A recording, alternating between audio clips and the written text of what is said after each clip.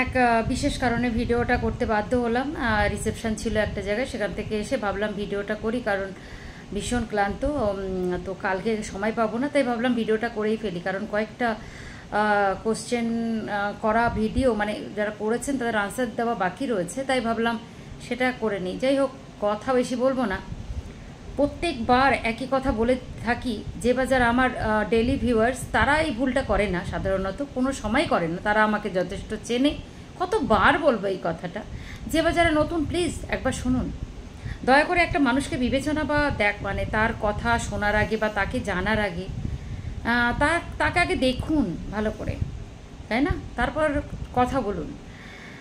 আমি বলতে চাইছি, আমি কিছুদিন আগে একটা ভিডিও করেছিলাম ইন্ডিয়ান আর্মিদের নিয়ে, অনেক ভিডিওই করেছি। তো যেখান থেকে দাঁড়িয়ে আমি বলেছিলাম যে দয়া করে, একটা ভিডিওতে বলেছিলাম দয়া করে রাস্তাঘাটে যেখানে এবার থেকে ওই সিনেমার হিরো যারা রয়েছে তাদেরকে না, তাদের দেখবেন না, তাদের সবটাই ফেক। তাদের ভালোবাসা থেকে তাদের সিনেমা সবটাই তো ফেক, যেটা আমরা এন্টারটেন হই আর কি। যদিও বা আমিও যাই সেই সিনেমা হলে, সেই কথা পরে আসবো। এখন ব্যাপারটা হচ্ছে, আমি সেখানে বলেছিলাম যদি আপনারা সম্মান দিতে চান তাহলে ইন্ডিয়ান আর্মিদের সম্মান দিন।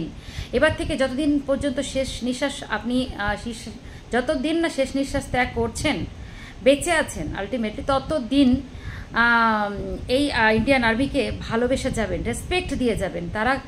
আপনারা একটু রেসপেক্ট দেবেন, তারা আপনাদের বডিগার্ড হিসেবে কাজ করছে। আপনারা বুঝতে পারছেন বডিগার্ড বলছি কেন? কারণ আপনি বলুন না, আপনি ঘরে তালা দিয়ে ঘুরতে যান, তালাটা কি আপনি সত্যি কথা বলতে কি চোর ডাকাতের হাত থেকে বাঁচার জন্য দেন, না মনের শান্তির জন্য দেন? আপনি জানেন না যে এই সমাজে বাঁচতে গেলে যে তালার কোনো মূল্য নেই। আপনি মনের স্যাটিসফ্যাকশনের জন্যে আপনি তালাটা দেন, কিন্তু সেই তালা 2 মিনিটেই ভাঙা যায়। কিন্তু যাদের জন্যে, যাদের উপর বিশ্বাস রেখে এই যে উর্দি পোশাক, যে পুলিশের পোশাক, আর্মির পোশাক, তাই না? তো এদের মানে যে আমাদের উপর যে দায়িত্ব তারা বা কর্তব্যগুলো পালন করে চলেছে, সো সেই ব্যাপারে বলেছিলাম যে যতদিন আপনারা বাঁচবেন, আলটিমেটলি এটাই বলেছিলাম যে যতদিন আপনারা বাঁচবেন একটু রেসপেক্ট দেবেন, দেখবেন আপনার জন্য এরা সব কিছু করে দেবে। তো একজন G209556 এরকম একটা বলে একটা অ্যাকাউন্ট, আর একজন দীপক বা দীপঙ্কর বলে একজন আছেন, নামটা খেয়াল করতে পারছি না, কারণ এসব মানুষকে আমার জাজ করতে একদম ভালো লাগে না, কারণ এরা না ওই উলঙ্গ মেয়েদের ভালোবাসে আর কি। এরা হচ্ছে সেই ক্যাটাগরির মানুষ যাদেরকে আমি চোখে দেখতে পারি না, যারা কিনা মেয়েদের উলঙ্গ পিকচারগুলো দেখতে বেশি ভালোবাসে, তাদেরকে অনেক সময় দেয়, তাদেরকে 2 মিনিটেই চিনে ফেলে, অনেকক্ষণ ধরে তাদের ভিডিও দেখে। আমার মতো মানুষের ভিডিও দেখা তাদের সময় নেই, কারণ চেঁচাই, প্রতিবাদ করি, আর নোংরাগুলোকে নিয়েই তো প্রতিবাদ করি, তাই তাদের একটু ফাটে আর কি।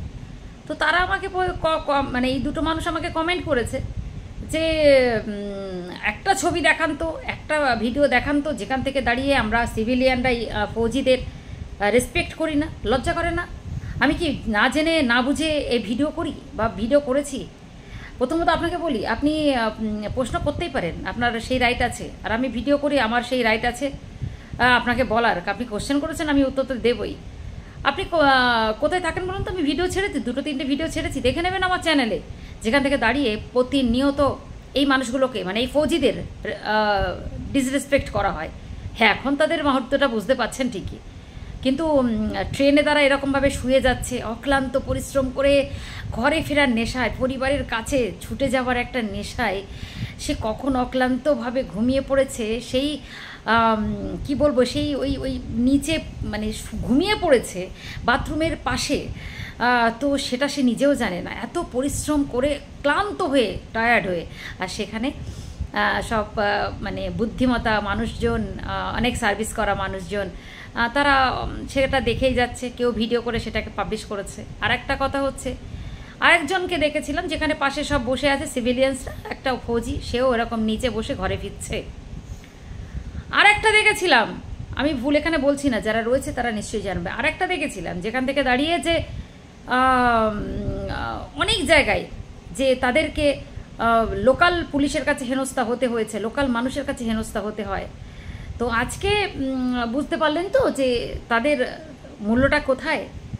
আমার তো মনে হয় ওই যে কথাটা বলেছিলাম যে যতদিন বাঁচবেন, যদি আপনার মধ্যে কৃতজ্ঞবোধ থাকে, আর আপনারা আপনি বলেছেন না যে আপনি আগে সম্মান দিন তারপরে লোককে শেখাবেন। আপনি জানেনই না যে আমার বাড়িতে কারা কারা রয়েছে, আমার বাড়িতে কারা কারা রয়েছে তার আর আছে বলেই তো সত্যি কথা বলতে কি এত কথা বলতে পেরেছি। আমি সম্মান দিই, আমি মানুষকে ভালোবাসি, তাই জোর গলায় বলি, ভালোবাসার কথা বলি। আমি যেটা করি সেটা লোককে করতে শেখাই, বুঝতে পেরেছেন? খারাপ কিছু দেখলে তুলে ধরি, মানে আমি হচ্ছি সেই মানুষ যাকে আপনি শিখিয়ে পারবেন না, কারণ আমি আপনাকে শেখাই। আমার ভিডিওগুলো দেখবেন, আই এম সরি বাট এটাই সত্যি কথা। আপনার যেটা মনে হচ্ছে না, মানে এই কথাগুলো বলতে ইচ্ছা করেছে, আমিও আপনাকে বললাম। আপনি আমাকে জানেনই না। আমি হচ্ছি সেই মানুষ যেটা আমি করি সেটা মানুষকে শেখায় ভালো কিছু, ঠিক আছে? তাই এখানে এই কথাগুলো আর বলতে আসবেন না, বারবার বলছি, রিপিট করছি, জানবেন তারপর কথা বলবেন। এবার থেকে ভেবেছি এদেরকে এইভাবে আর বলবো না। অনেকবার 2-3-4টে ভিডিও করেছি এরকম সেপারেট মানুষের জন্য। এবার থেকে ঝেড়ে কাপড় পরিয়ে দেবো, কারণ এদের যখন আমাদের মতো মানুষের ভিডিও দেখার ধৈর্য নেই, শাড়ি কাপড় পরা মেয়েদেরকে দেখতে এর আগ্রহী বেশি, তাহলে এদের ঝেড়ে কাপড় আমি পরিয়ে দেবো। কাপড় খুলতে তো পারবো না, ঝেড়ে কাপড় তাদের পরিয়ে দেবো। ভালো থাকুন সবাই, সুস্থ থাকুন, ঠিক আছে? আবার বললাম, সম্মান দেওয়ার মানুষদের সম্মান দিন, অযথা ফালতু জায়গায় সময় নষ্ট করবেন না। ভালো থাকুন, সুবুদ্ধি হোক আপনার। আর আমার ভিডিওটাগুলো দেখে নেবেন, প্রমাণ দেওয়া রয়েছে আপনার জন্য, প্রমাণগুলো দিয়ে রেখেছি কয়েকটা শর্ট ভিডিওতে। বড় ভিডিও করিনি, শর্ট ভিডিওতে দিয়ে রেখেছি, দেখে নেবেন। ভালো থাকুন, সুস্থ থাকুন, আপনারা সবাই ভালো থাকুন। আমি যদি ঠিক বলে থাকি, যে বা যারা আমার ভিডিও দেখো বা যারা নতুন, প্লিজ আমার একসাথে একমত হলে কিন্তু লাইক কমেন্ট শেয়ার করে দেবে। সঙ্গে থাকার জন্য সাবস্ক্রাইব বা ফলো করে নিও। Tata, bye bye.